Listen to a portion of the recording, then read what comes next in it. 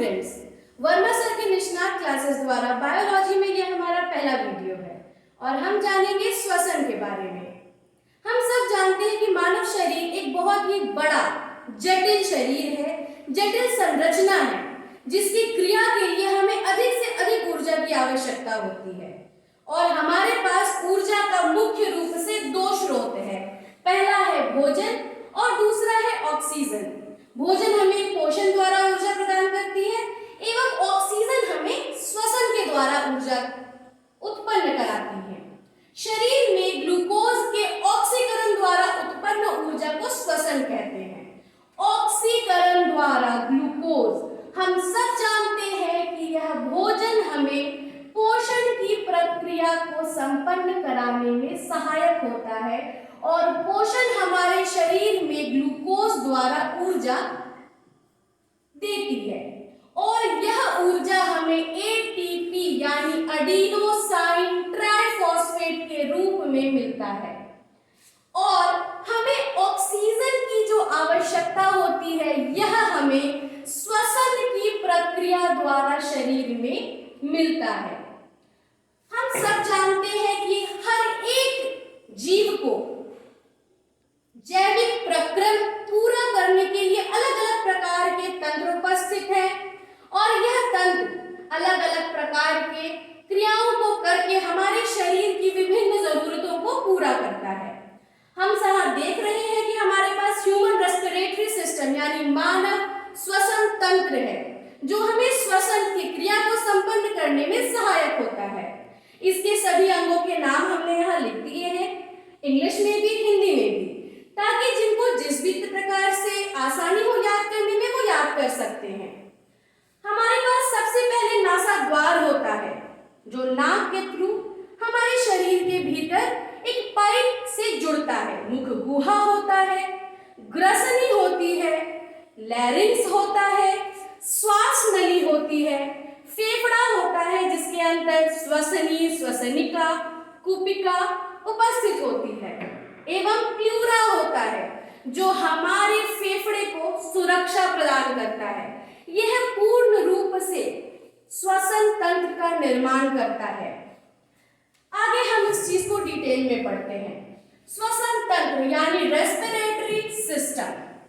यह respiratory system अलग अलग भागों में बटा होता है।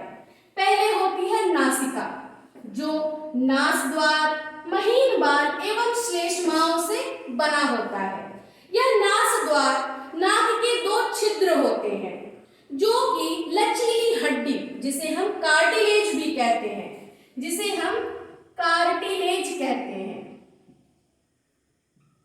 से बना होता है। और हमारे नासिका में महीन बाल उपस्थित होते हैं। हम सभी जानते हैं कि हमारे वातावरण में जो यह वायु है यह केवल एक ही गैस से नहीं बना होता है, बल्कि इसमें विभिन्न प्रकार की गैसें उपस्थित होती हैं और साथ ही इसमें धूल कण भी उपस्थित होते हैं, जो अगर हमारे शरीर में चला गया तो यह हमें बहुत हानि पहुंचा सकता है। तो यह महीन बाल एक फिल्टर की तरह काम करता है। जब हम श्वास लेते हैं यानी जब वातावरण से ऑक्सीजन हमारे नाक में जाता है, तब यह महीन बाल फिल्टर की तरह उन कणों को रोकता है और तब जब उससे भी महीन कुछ बच जाए तो वह धूल कण इस श्लेष्मा में जाके चिपकता है। यह चिपचिपा होता है और नाक की छिद्र से जैसे ही वह अंदर जाता है वो वहीं पे रोक देता है, भैया तुम यहीं रुक जाओ, क्योंकि अंदर गए तो फिर हानि पहुंचाओगे। तो यह तीनों मिलकर नासिका का निर्माण करते हैं। इससे आगे हम बढ़ते हैं तो हमें ग्रसनी मिलती है यानी फेरिंक्स मिलता है। हमारे पास फेरिंक्स में 3 प्रकार के फेरिंक्स होते हैं। इसके बारे में हम डिटेल में आगे की वीडियोस में जानेंगे।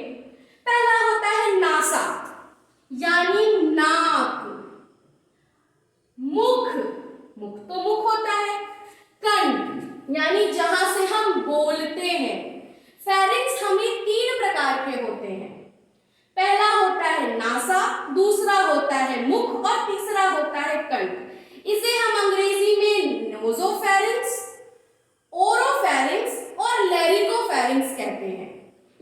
आप आगे की कक्षाओं में जाएंगे तो और डिटेल में पढ़ने का आपको मौका मिलेगा। हमारा काम नोज़ोफेरिंक्स द्वारा होता है, यानी नाक के द्वारा। जब हम श्वास को अंदर लेते हैं तो यह फेरिंक्स जाकर खुलती है लैरिंक्स में, यानी कि यह एक पाइप होता है ठीक इस प्रकार का। और आपको बता दें कि यह जो हम खाते हैं और जो हम श्वास लेते हैं, यह अंदर जाने के बाद एक ही पाइप में जुड़ जाता है। इसके लिए कोई अलग अलग पाइप नहीं होती है। अक्सर आप देखते होंगे जब हम श्वास लेते हैं, सर्दी खांसी हो जाती है, नाक बंद हो जाता है, तब करते रहते हैं श्वास लेने की कोशिश, लेकिन बोलते हैं उफ नाक बंद है। तो हम क्या करते हैं, क्या श्वास लेना बंद कर देते हैं? नहीं, श्वास लेना तो 24 घंटा चलते रहता है, 1 मिनट के लिए भी रुकता नहीं है। और अगर नाक बंद है तो कहां से सांस लेंगे? तो यही बकल कैविटी, मुख गुहा, यह जो हम फेरिंक्स के बारे में पढ़े मुख, हम वहां से श्वास लेना शुरू कर देते हैं। हमें तकलीफ होती है, कंठ सूखने लगता है, वहां से श्वास लेना तो हमारे हेल्थ के लिए भी अच्छा नहीं है। बहुत तकलीफ महसूस होगी, धूलकण अंदर जाएंगे, हम और बीमार हो जाएंगे, मगर हमारी मजबूरी होती है। खैर, जब मुख से श्वास अंदर जाता है तो भी उसी पाइप में जाता है, या भोजन अंदर जाता है तो भी वही जाता है। हमारे पास यहाँ लैरिंक्स के पास एक मुख द्वार होता है, एक कंठ द्वार होता है, या एक ढक्कन होता है, बहुत ही स्मूथ, बहुत ही लचीला और बहुत होशियार होता है। यह भोजन और वायु दोनों में फर्क बखूबी जानता है। क्यों? क्योंकि जब हम मुख से भोजन लेते हैं तो यह उसकी पहचान करने के बाद भोजन नलिका यानी ईसोफेगस में भेज देता है, और जब हम श्वास यानी O2 लेते हैं तो यह O2 को पहचान करके श्वास नलिका यानी ट्रैकिया में भेज देता है। यह अगर कभी कभी आप देखते हैं, जैसे हम खाना खा रहे होते हैं, बहुत जोर से रख जाते हैं, बहुत खांसी होने लगती है। क्यों? क्योंकि हम जब खा रहे होते हैं तो बोलने की भी कोशिश करते हैं, या नहीं तो कभी कदार पानी पी लेते हैं। कुछ ऐसे भोजन के छोटे पदार्थ होते हैं, छोटे टुकड़े होते हैं, जो हमारी वायु नलिका यानी ट्रैकिया में चला जाता है, जिसके कारण हमें बहुत जोर की खांसी होती है, सर में दर्द होने लगता है, आंखों से पानी निकलने लगती है। तो वायु नलिका और श्वास नलिका एक ही चीज है। ईसोफेगस हमारा आहार नलिका है, तो यह एपिग्लॉटिस जो होता है वो आहार नलिका और श्वास नलिका को दो अलग अलग भागों में बांट देता है। तो इसीलिए मुख द्वार से श्वास नहीं लेना चाहिए, क्योंकि भैया जब हम श्वास लेंगे तो वो हमारी पेट में जाएगा। ऐसा नहीं है, पेट में नहीं जाता है, बस जाता तो हमारे लंग्स में ही है, मगर धूलकण साफ ले जाता है। तो हम कोशिश करें कि हमारी नाक साफ रहे और हम नाक से श्वास लें। हमारी लैरिंक्स 9 उपास्थियों यानी हड्डियों के टुकड़ों से बनी होती है। यहाँ पे टुकड़े होते हैं, 9 हड्डियों की छोटे छोटे 9 टुकड़े होते हैं, यानी कि यह ना तो अस्थि होती है, इसीलिए इसे हम उपास्थि कहते हैं, टुकड़ों में होता है। आगे बढ़ते हैं हम फेफड़ों की तरफ। कभी भी जो इंसान का फेफड़ा होता है वो बहुत नाजुक होता है, हृदय भी बहुत नाजुक होता है। यह हमारे पास एक गुफा में रहता है, हड्डियों की गुफा में, और हड्डियों की गुफा से घिरे रहने के कारण जब कभी चोट लगती है तो हमारी हड्डियों को पहले तकलीफ पहुंचती है, जब बहुत अधिक चोट लगती है तब हमारे लंग्स को पहुंचती है। तो भगवान ने हमें बनाया इस तरह से है कि कभी कोई विषम परिस्थिति भी आ जाए तो हमारे शरीर के जो ये नाजुक अंग है ये सुरक्षित रहे। लेकिन इसके अलावा भी भगवान ने छोटी सी पतली सी झिल्ली हमारे फेफड़ों के चारों बगल जैसे लेमिनेशन करते हैं, लेमिनेट कर दिया है, जिसे हम प्यूरा कहते हैं। यह हमारे लंग्स के बाहरी परत को सुरक्षा प्रदान करता है।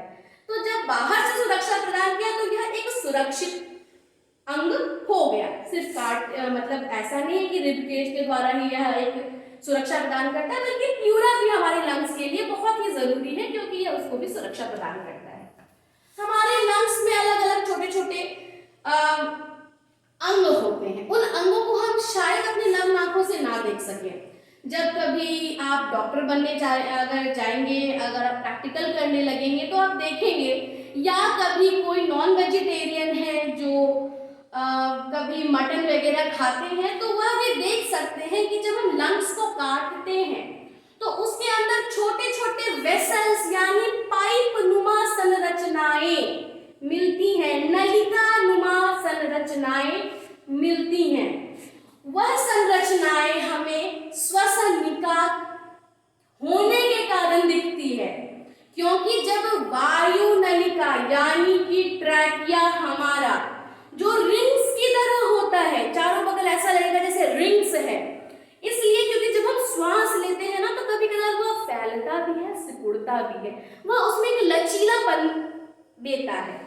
यह श्वास नलिका, यह ट्रैकिया दो भागों में बट के हमारे दोनों फेफड़ों में पहुंचती है, ताकि जब हम श्वास लें तो यह दोनों लंग्स में पहुंचे और दोनों लंग्स को बराबर मात्रा में ऑक्सीजन मिले। वह श्वसनी कहलाती है, ब्रोंकी कहलाती है। जब ट्रैकिया लंग्स के बाहर हो और दो भागों में विभाजित हो जाए तो वह ब्रोंकी कहलाती है, और वही ब्रोंकी पतली होकर के पूरे फेफड़े में फैल जाती है और ब्रोंकियोल कहलाती है। यही श्वसनिकाएं आगे चल के छोटी छोटी कुपिकाओं का निर्माण करती है, जिन्हें हम वायु कुपिका भी कहते हैं, वायु कोष्ठ भी कहते हैं, जहां हवा जाता है, बलून के जैसा होता है, और उसे हम एल्वियोली कहते हैं। यह वही छोटी छोटी बोरियां हैं जिनमें ऑक्सीजन पहुंचता है, और उन ऑक्सीजन को एल्वियोली के बाहर जो रक्त कोशिकाएं उपस्थित होती हैं, वह कोशिका उन ऑक्सीजन को अपने अंदर लेती है और वहां से फिर हृदय की ओर बढ़ती है, जहां से हमारे शरीर की हर एक कोशिका को बराबर मात्रा में ऑक्सीजन पहुंचाया जाता है। यह मानव का श्वसन तंत्र है जो हमें श्वसन की प्रक्रिया को संपन्न करने में मदद करता है, और यह प्रक्रिया 24 घंटे चलता रहता है। इन कुपिकाओं की संख्या हमारे फेफड़ों में इतनी अधिक है कि हम भी सोचेंगे इतने सारे इतने छोटे से अंग में 30 से 40 करोड़ की संख्या में ये कुपिकाएं हमारे लंग्स में होती हैं, तब जाके इतनी जटिल शरीर को ऑक्सीजन की मात्रा बराबर रूप से हर एक कोशिका में पहुंचाने के लायक मिलती है। और श्वसन के बारे में हम और भी ज्यादा जानेंगे। श्वसन के कितने प्रकार के होते हैं, श्वसन की प्रक्रिया संपन्न कैसे होती है, श्वास कैसे लेते हैं, ब्रीदिंग क्या है, हमें ऊर्जा जो मिलती है वह किस प्रकार से मिलती है, वह किस प्रक्रिया को संपन्न करके मिलती है, यह सब हम आगे की वीडियो में आपसे बात करेंगे और आपको बताएंगे कि कैसे हमारा इतना बड़ा जटिल शरीर एक छोटी सी प्रक्रिया द्वारा संपन्न होता है और क्रियाशील होता है। ऐसे ही और भी सारे जीव हैं जिनमें शायद श्वसन की प्रक्रियाएं अलग हैं, जैसे पेड़ पौधे, एक कोशिकीय जीव, तो उनके बारे में हम आगे की वीडियो में बात करेंगे। हमारा वीडियो देखते रहिए और ऐसे ही और वीडियोस देखने के लिए हमारे चैनल को सब्सक्राइब कीजिए, लाइक कीजिए, शेयर कीजिए, और जो सुझाव देना चाहते हैं या मुझे लगता है कि आप लोगों को कोई कमी लग रही हो तो वह हमें कमेंट सेक्शन में बताएं। धन्यवाद।